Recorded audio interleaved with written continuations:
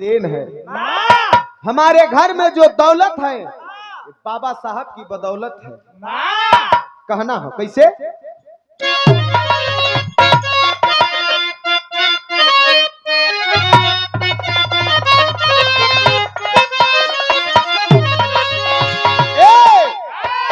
हक सबकर मार देवल जात रहा है। बाबा साहब वही हक दिलवावे के लिए लड़ाई लड़लन।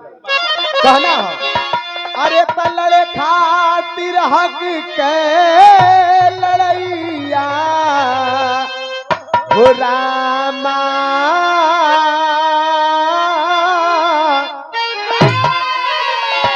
अरे लड़े खातिर हक के लड़ैया हो रामा, अवतार लियल लड़े खातिर हक के लड़ैया रामा।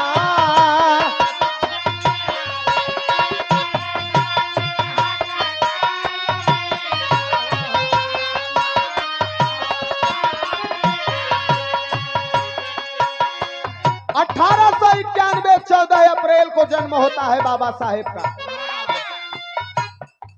अरे लड़े खातिर हक के लड़ैया हो रामा, अवतार लियल।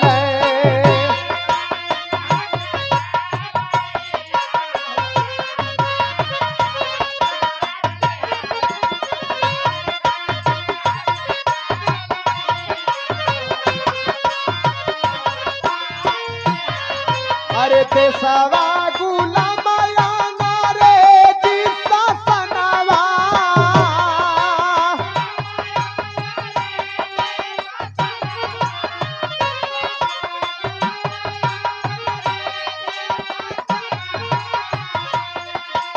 दहशत के शाही में जिया हिंदुस्तानवा।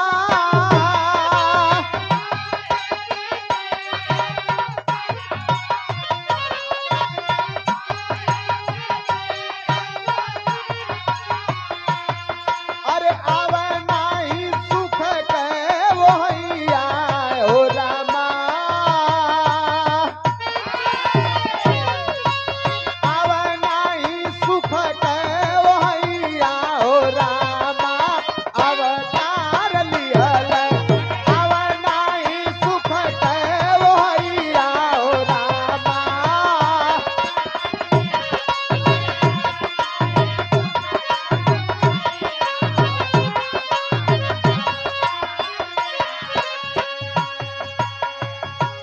अंग्रेजी शासन रहल, हुकूमत रहे, बहुत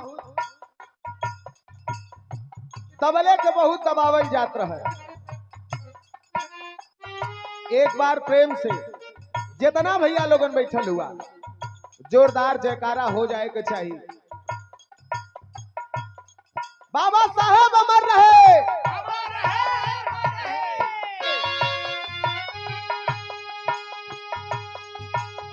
ऊंच नीच का भेद भाव रहा पार हो,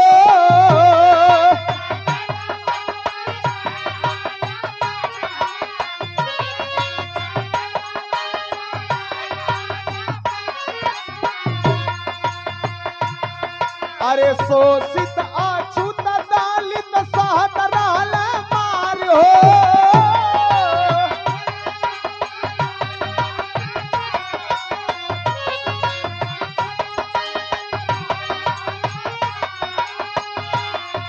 अरे गौआ के दक्षिणा मड़ैया हो रामा,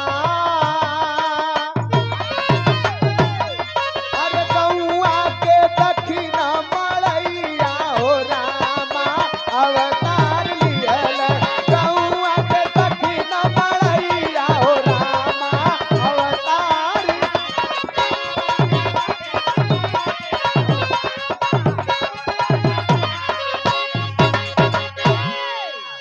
बहुत लड़ाई लड़लन, तब जाके हमन के आजादी मिलल, समानता मिलल। नहीं तो दलित अछूत का भेदभाव रहल। कुआं पे चढ़ जाए, चढ़े का हिम्मत ना रहे, अगर केहू गलती से चलू जाए तो बड़ा बड़ा प्रताड़ना ओकरे साथ हो, अछूत होके कुआं पे चढ़ गए। समानता दिलवाए इस समाज में बाबा साहेब, इसलिए कहना है क्या,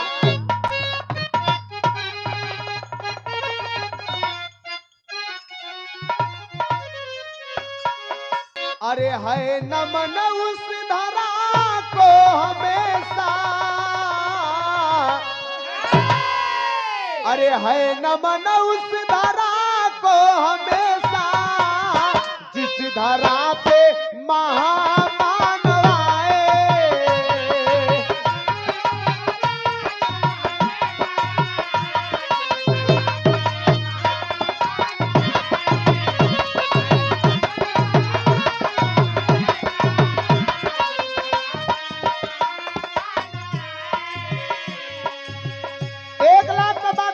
चले थे परम आदरणीय हमारे गार्जियन आप नन्हेलाल गौतम, आप चाचा जी की ओर से 100 रुपया बहुत बहुत प्रणाम बा। इस सच्चाई है नमन उस धारा को हमेशा, जिस धारा पे महामानव आए। पैदा थे शून्य पे बाबा साहेब, शून्य जीरो, पैदा थे शून्य पे बाबा साहेब, 100 पे खुद को वो करके दिखाए।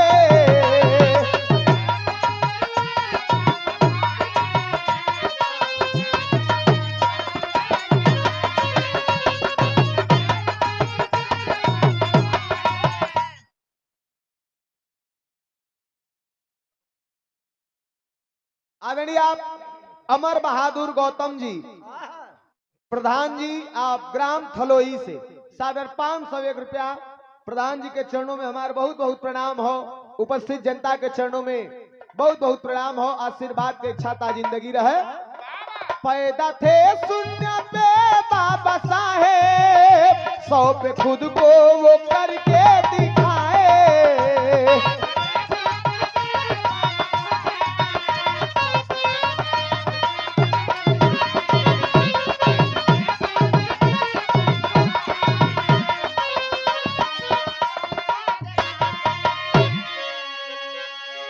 पिता रामजी राव, माता भीमा बाई की गोदी में जन्म लेकर के इस समाज में जो काम वो करके चले गए, युगों युगों तक, जब तक धरती है, जब तक सूरज है, जब तक चांद है, तब तक उनका नाम है। अच्छा, माई के गोदी में 14 अप्रैल के जब जन्म भयल रहल बाबा साहेब का, तो वो समय देखा माई बाऊ आस पड़ोस का लोग सब खुश हो। तो देखा जब कोई के घरे बेटावा चाहे बिटिया होले तो सोहर गवाला। 2 लाइन देखा बाबा साहेब के जन्म पे सोहर होता कैसे,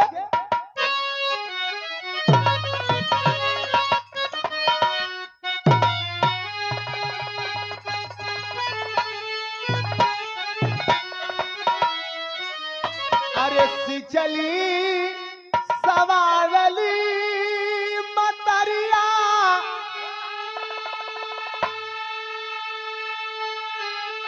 अरे बोढ़ावली अचरिया न हो,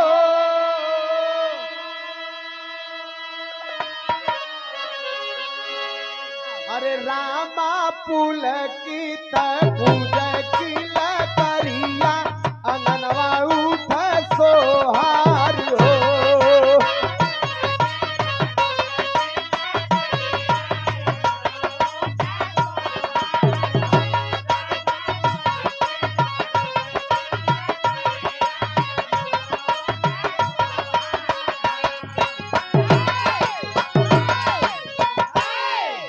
मतरी के धरती से छोटे लाल भैया जेसीबी वाले 101 रुपया पैसा भी देत हुआ। ओकरे बाद इतना डेराय के बोलबा, धीरे से चाप के बोला, जब पैसा देत हुआ तो चाप के बोला। छोटेलाल भैया जेसीबी वाले मतरी के धरती से बहुत बहुत प्रणाम। उपस्थित जनता का प्रणाम, आशीर्वाद का इच्छा ता जिंदगी रहे। कहना हो कैसे? अरे धीरे धीरे बढ़ले उमरिया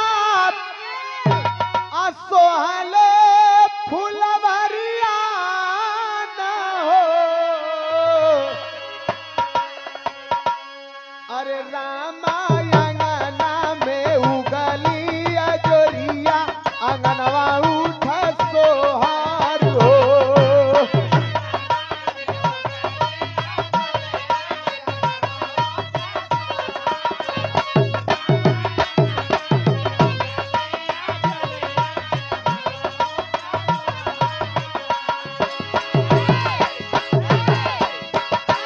उम्र बढ़े लगल, जब स्कूल में गईलन तो सामाजिक बुराई उस महामानव को भी सहना पड़ा।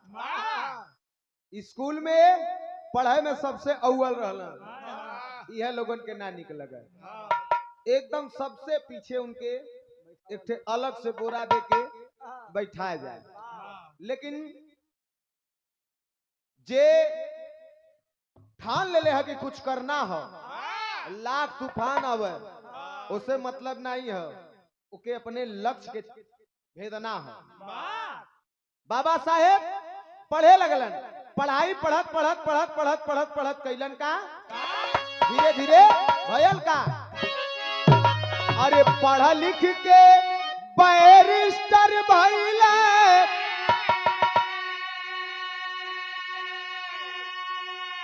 भारत ना भारत के बहराऊ जाके पढ़लन। अरे तब पढ़ लिख के बैरिस्टर भइले, अब बाहर से भारत अइले नु हो। अरे रामा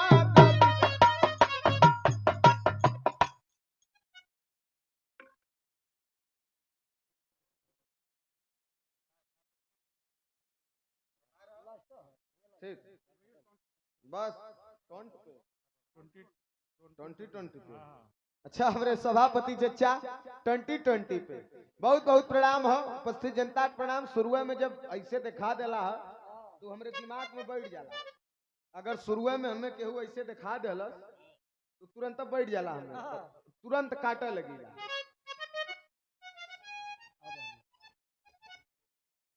बहुत बहुत प्रणाम। उपस्थित जनता के प्रणाम बा। कहना बा का?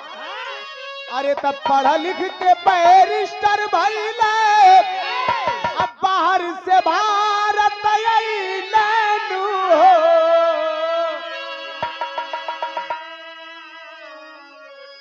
रामा दलितन के लड़ल लड़ैया अंगनवा उठ सोहार हो।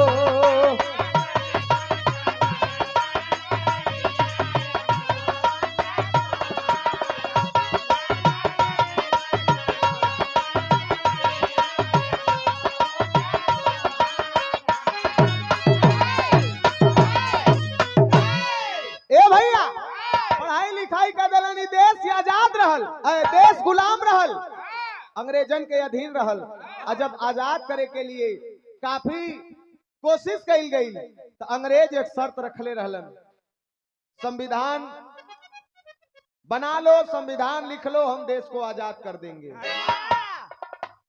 कितना दिन में लिखल है? याद है ना?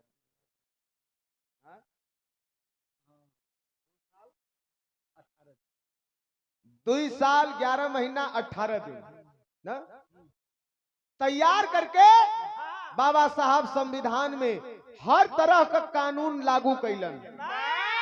चाहे क्षत्रिय हो, ब्राह्मण हो, यादव हो, चाहे दलित समाज के लोग हो, हर वर्ग के लिए, पुरुष हो, महिला हो, नर नारी किन्नर तीनों, हर चीज को ध्यान में रखते हुए यहाँ तक कि लड़का भी अगर हुआ कोनो गलती कर दिले हुआ तो उन्होंने के लिए कानून बनल। जल्ला हर तरह का कानून बना के जब पेश कैलन, अंग्रेज भारत छोड़ के चल गईलन। तब कहना हो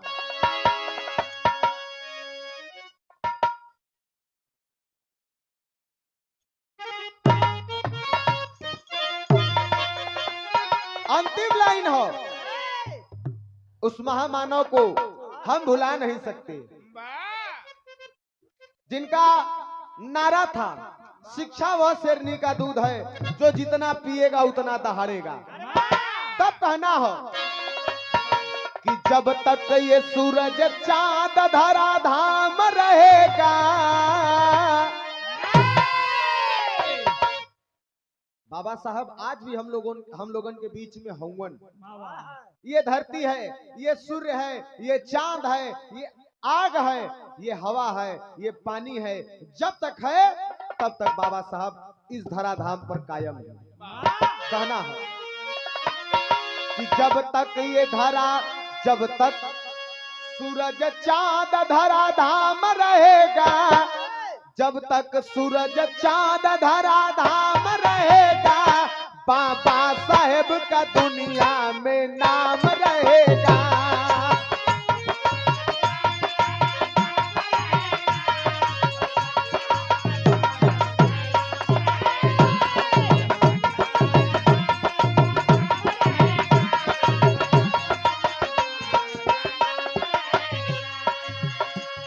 हमको और आपको करना है, संगठित रहना है, शिक्षा लेना है। कहना है का उनके बताए रास्ते पर चलते रहेंगे,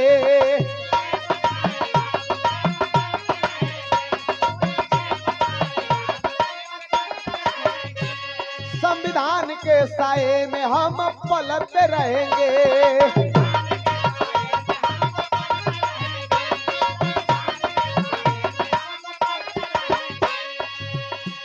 संविधान की हिफाजत पहला काम रहेगा। संविधान की रक्षा करना है, संविधान बचाना है, संविधान को खत्म होने नहीं देना है। संविधान की हिफाजत पहला काम रहेगा, बाबा साहेब का दुनिया में नाम रहेगा।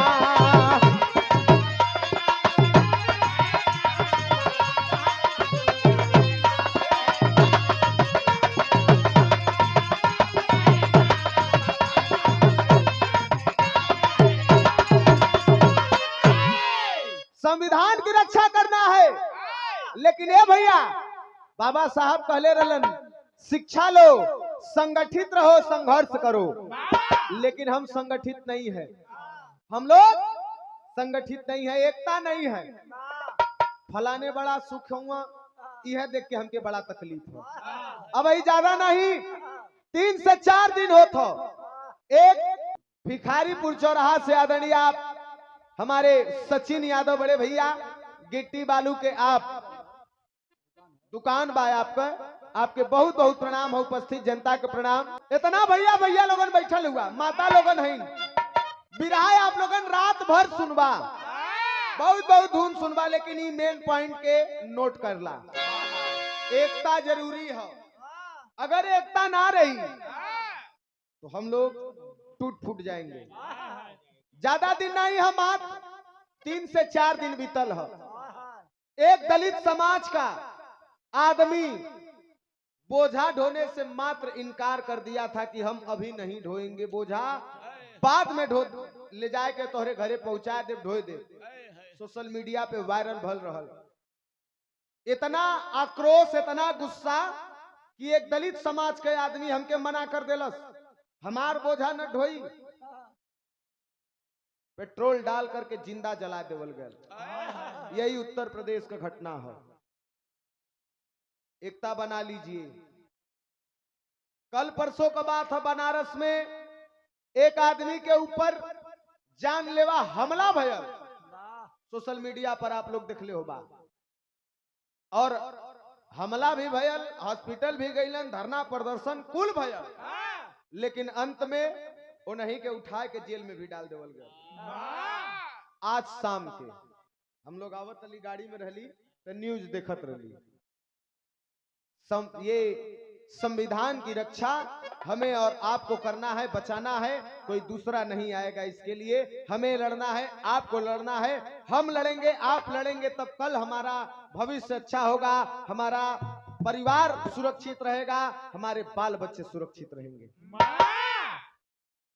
आवा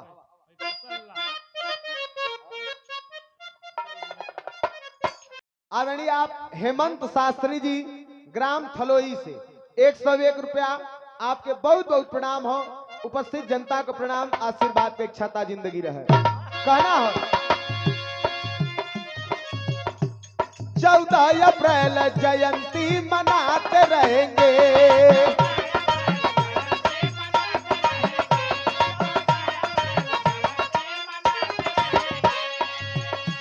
श्रद्धा सुमन मसीहा को चढ़ाते रहेंगे।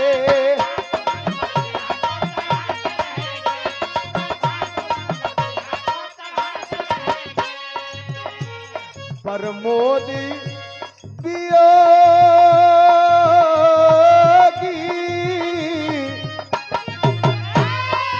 प्रमोद वियोगी,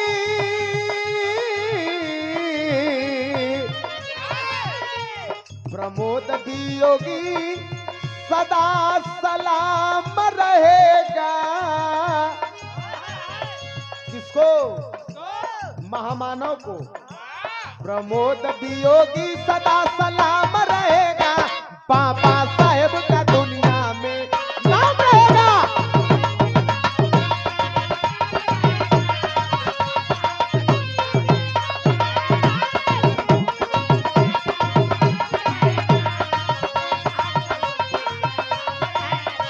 जब तक ये सूरज चांद धरा धाम रहेगा, जब तक ये सूरज